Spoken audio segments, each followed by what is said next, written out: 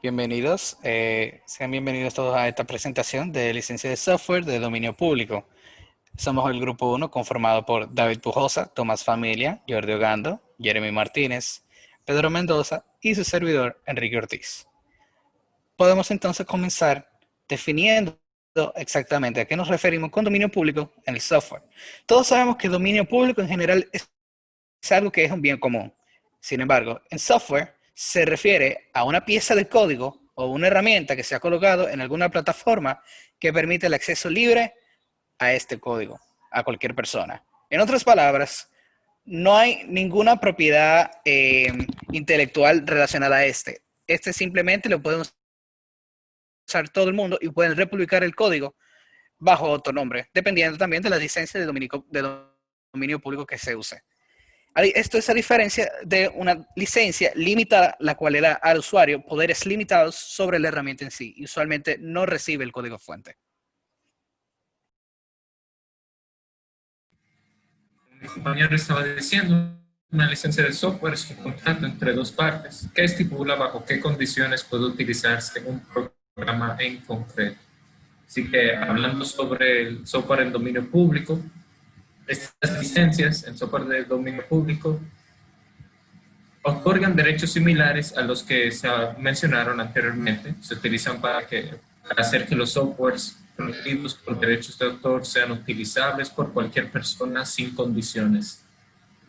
Realmente no se requiere permiso o licencia para una obra que sea verdaderamente de dominio público, ya que no hay restricciones. Sin embargo, se generan licencias de este tipo, ya que hay jurisdicciones que no prevén que un autor publique su trabajo en dominio público de manera voluntaria.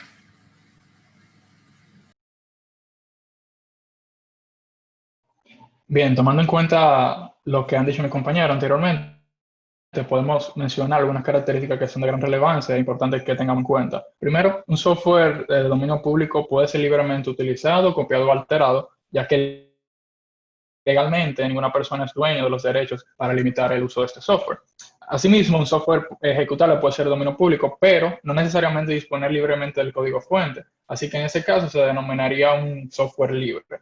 Igualmente, si el software fuente es de dominio público, esto se puede tratar de un caso especial de software libre sin copyleft, pero estando en dominio público. Y finalmente, este puede ser modificado, distribuido, vendido o incluso sin ninguna atribución por cualquier persona.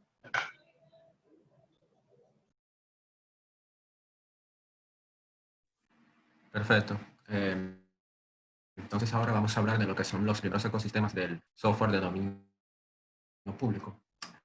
En la cultura del software de la década de los 50 y de los 90, el software de dominio público era popular. Este, distribuido y compartido libremente, combinó las clases de software como son el freeware, el shareware y el software de código abierto, creados en el mundo académico por lo que eran aficionados y hackers. Al principio el software de código cerrado era poco común hasta los mediados de la década del 70 y de los 80. Los modelos de comercialización de uso compartido gratuito y software de dominio público evolucionaron en los años siguientes al modelo de software compartido. Además, debido a otros cambios en la industria de la computación, compartir el código fuente se volvió menos habitual. Entonces, ya con la ley de aplicación del convenio de Berna de 1988, la base legal del software de dominio público cambió drásticamente. Antes de esta ley, lanzar un software sin aviso de derechos de autor era suficiente para dedicarlo al dominio público. Con la nueva ley, entonces, de derechos de autor, el software estaba por defecto protegido por derechos de autor y necesitaba una declaración de renuncia explícita o una licencia del autor.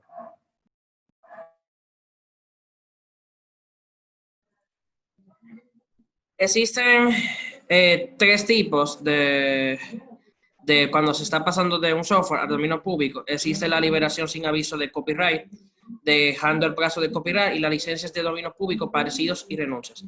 La liberación sin aviso de copyright, como estaba hablando Pedro, antes el convenio de Berna se implementaba de una cierta forma, pero luego de este ya pasaron a ser que si no se le avisaba que esa cosa tenía copyright, ya directamente pasa a ser a dominio público. Dejando el plazo de copyright, están basadas en lazos de tiempo. Cuando ya un plazo de copyright tiene un cierto tiempo y ese tiempo se vence, ya directamente el software pasa a ser a dominio público. Se puede renovar pero si no se renueva, se deja el plazo, ya inmediatamente el software pasa a ser a dominio público. Las licencias de dominios públicos parecidos y renuncias, mientras que el dominio real del público hace que las licencias software sean innecesarias, ya que no se requiere ningún propietario o autor de conceder este permiso. Hay licencias que otorgan derechos de dominio públicos y similares, y estas licencias no son universalmente acordadas, pero tienen múltiples objetivos que tienen como objetivo liberar el código fuente en el dominio público.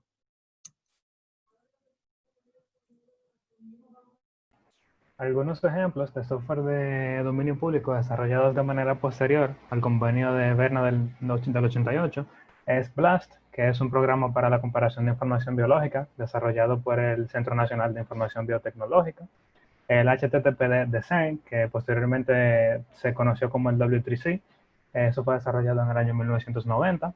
Tenemos ImageJ, que es una aplicación desarrollada en Java que se utiliza para el procesamiento de imágenes y fue desarrollado por Wayne Rasman en el Instituto Nacional de la Salud. SQLite, muy conocido por nosotros, eso fue desarrollado en el año 2000 por Richard Heap. YouTube DL, que es un programa para la descarga de videos de YouTube funciona en base a consola y cuenta actualmente con aproximadamente 17,000 commits en GitHub.